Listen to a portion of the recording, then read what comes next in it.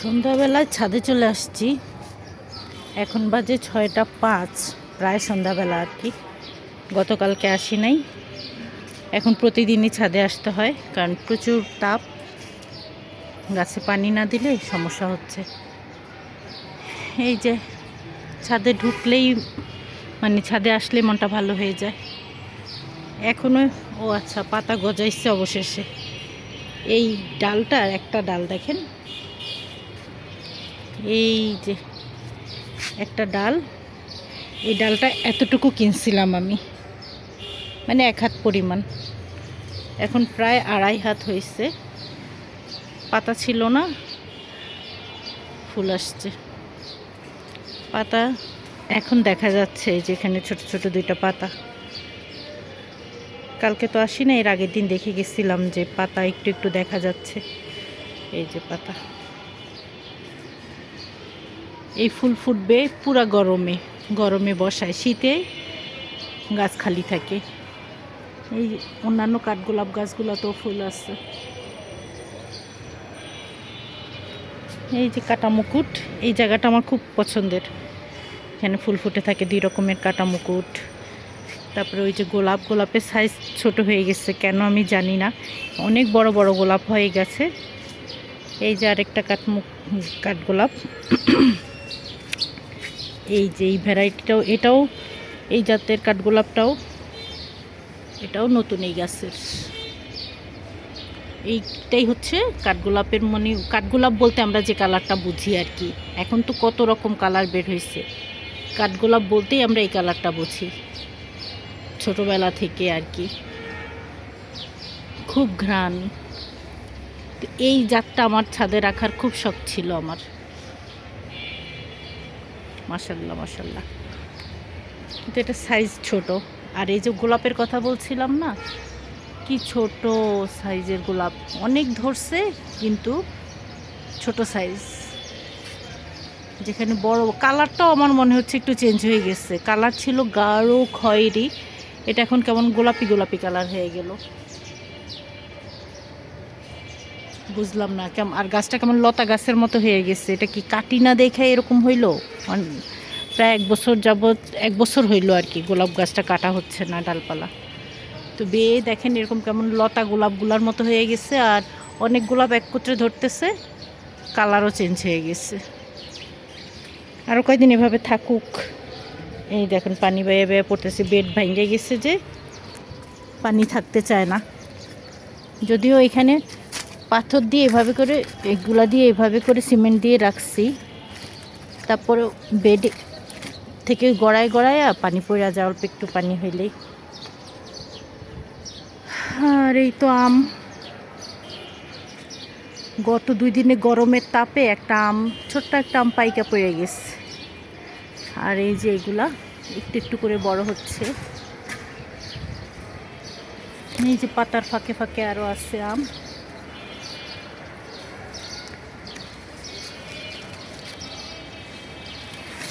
আরও ভিতরে এই যে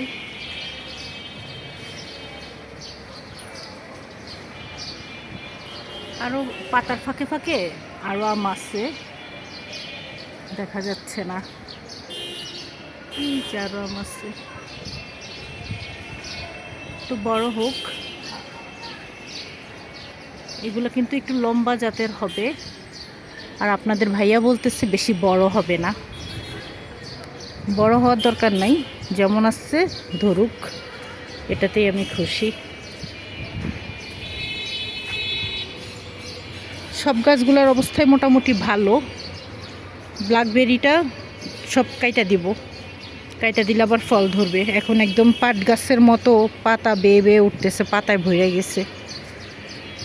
আতা ফলগুলাও বড়, আতা ফল কি বলতেছি, ডালিম ফলগুলাও বড় হইতেছে একটু একটু করে। আর এই রঙ্গন গাছে কিন্তু একদিন পর পর পানি দিল, এই গরমেও সমস্যা হচ্ছে না। অন্যান্য গাছগুলোর সমস্যা আর কি। আর যেহেতু গাছে ফল আসছে, এখন আর গাছে অযত্ন করা যাবে না। আর কিছু করি আর না করি, পানিটা ঠিক মতো যেন দেওয়া যায় সেই চেষ্টা করতেছি। কালকে রাতুল ছাদে উঠছিল ওর বন্ধুদের নিয়ে, তো বলছি যে পানি দিও, পানি দিচ্ছে, এই জন্য মোটামুটি গাছগুলো ভালো আসছে। আজকে আবার আমি উঠলাম, এই যে একটু পানির অভাবে 2 দিন টানা উঠি নাই, 3-4 দিন উঠি নাই আসলে আমি ছাদে। বৃষ্টি হয়েছিল ফাঁকে ফাঁকে, কিন্তু এই গাছটার পানির প্রবলেম হয়ে আর সব পাতাগুলো ঝরে গেছে। এটা কিন্তু 12 মাসই ফল দেয়, আমরুজ বা জামরুল যেটাই বলি। এই যে সব পাতাগুলো পড়ে এই যে নিচে পড়ছে। কালকে তো না, তার আগের দিন রাতুলের বাবা আসছিল ছাদে, এসে তার খুব মন খারাপ হয়ে গেছিলো এই গাছটা দেখে, ভাবছে মরে যাবে। কিন্তু গাছ মরা কি এত সহজ? এত সোজা না, পাতাও আসবে আবার ফলও ধরবে। সারা বছরই বলতে গেলে জামরুল ধরে থাকে, এটা 12 মাসই তো। আর সবচেয়ে বেশি এফেক্ট পড়ে এটার উপর, একটু পানি দিতে এদিক সেদিক হইলেই এটা তো একদম পাতা টাতা লাল হইয়া অনেকে শেষ, মরে গেছে। এটা কতগুলো পেয়ারা ধরছিল, সবই ঝরে গেছে না, একটা আছে। আর একটা পেয়ারা আছে, সব পেয়ারাগুলো ঝরে পড়ে গেছে। এই যে কালো কালো দেখা যাচ্ছে না, সব পেয়ারাগুলো এই যে সব ঝরে পড়ে গেছে। একটা পেয়ারা আছে, একটা না, ও আরেকটা পাওয়া গেছে, এই যে 2টা পেয়ারা আছে।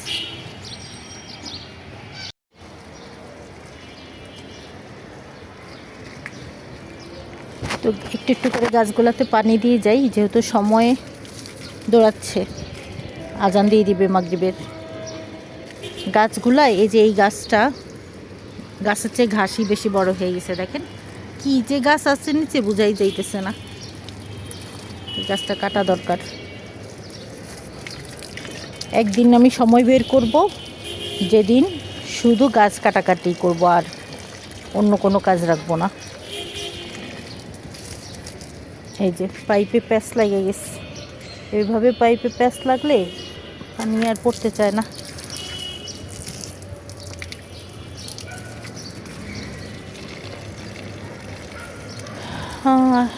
সাথে তো এখন অনেক গাছ হয়ে গেছে, পানি দিতে দিতে অনেক সময় লেগে যায়। আজকে রান্নাবান্নার ভিডিও তেমন করি নাই, তেমন বলতে করিই নাই। কালকে যা রান্না করছি, মাছ ডাল ছিল, তারপরে আজকে আরও অন্যরকম আরেকটা মাছ রান্না করছি আলু দিয়ে। আবার আজকে 2টা মাছ দুই তরকারি রান্না করছি, আলু দিয়ে একটা মাছ রান্না করলাম। আর শুধু আমার জন্য আর কি, করলা মোটা মোটা করে কেটে আলু দিয়ে মাছ দিয়ে রান্না করছি। তো কিছুই ভিডিও করি নাই, এই মাত্র ভিডিও অন করলাম ছাদে এসে আর কি। আজকে আবহাওয়া খুব সুন্দর, ছাদে আসছি না, একটু গরম লাগতেছে না, কিন্তু বাসায় অনেক গরম, অনেক তাপমাত্রা বেশি। কিন্তু ছাদে তেমন বাতাস না থাকলেও আবহাওয়া খুব ভালো। হঠাৎ হঠাৎ একটা মিষ্টি বাতাস লাগে, ভালোই লাগতেছে।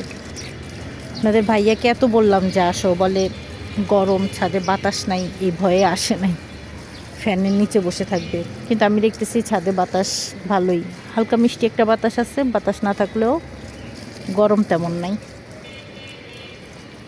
আর এই যে দেখেন, ওই যে আঙ্কেলদের ছাদে বড় আমগুলোও বড় হয়েছে, সব ব্যাগিং পদ্ধতিতে রাখছে আর কি। কিন্তু ব্যাগিং পদ্ধতি বলতে উনি জালি ব্যাগের ভিতর রাখছে। সাধারণত কৃষিবিদরা যে ব্যাগগুলা দেয় ওগুলাতে রাখে নাই, জালি ব্যাগের ভিতরে পেঁচায় পেঁচায় রাখছে আমগুলা। আকাশে যেভাবে পাখিগুলা উঠতেছে, মনে হচ্ছে রাতে বৃষ্টি হবে। সম্ভবত আপনাদের ভাইয়া আসছে ছাদে, দরজাটা খুলি। আমি আবার ছাদে উঠেই করে কি ছাদের গেটটা লাগিয়ে দিই, কারণ আমাদের যে 2 পাশে ম্যাচ থাকে, তো এই জন্য যদি কেউ ছাদে উঠে যায়, ওই জন্য। কে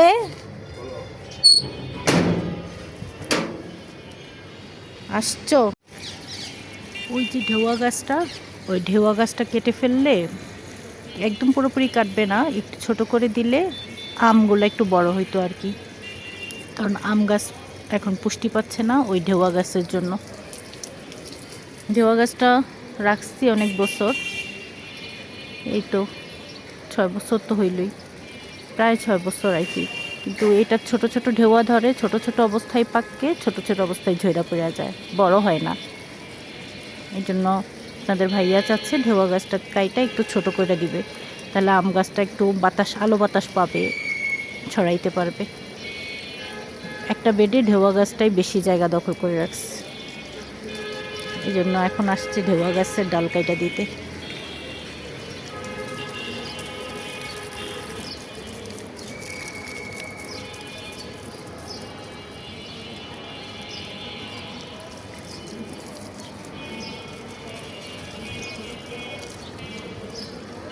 এই গাছটাই ওই ওই কর্নারে, কিন্তু এটা ঘাস, ওইটা ঘাসের জন্য দেখা যাচ্ছে না ওইটা।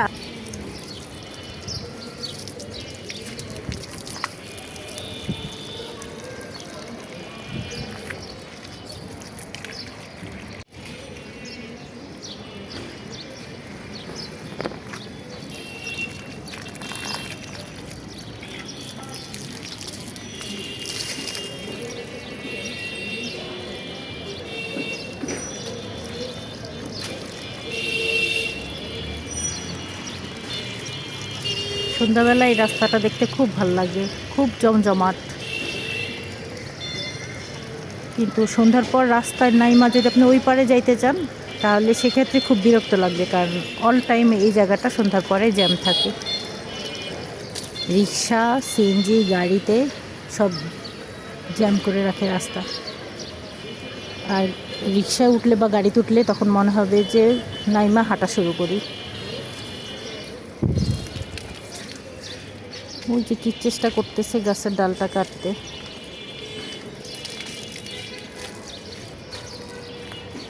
ঠান্ডা বাতাস তো আর লাগবে না এটা কাটতে গেলে, এখন গরম ছুটবে শরীর দিয়া।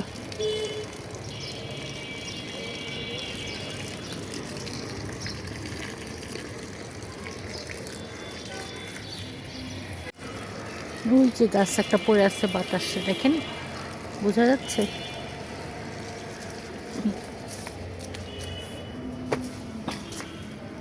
পাইপ পড়ে গেছে, পাইপটা এখানে দিয়ে আজানও দিয়ে দিচ্ছে।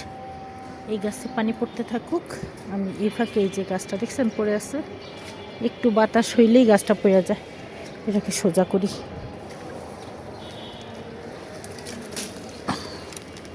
কোন দিন যে এটা পড়ে এই ডালিম গাছটা ভাঙে, এমনিতেই এগুলোও সব পড়ে গেছে। তো আজান দিয়ে দিচ্ছে, জানি না। তো আজান দিয়ে দিচ্ছে, ফটাফট পানি দেই।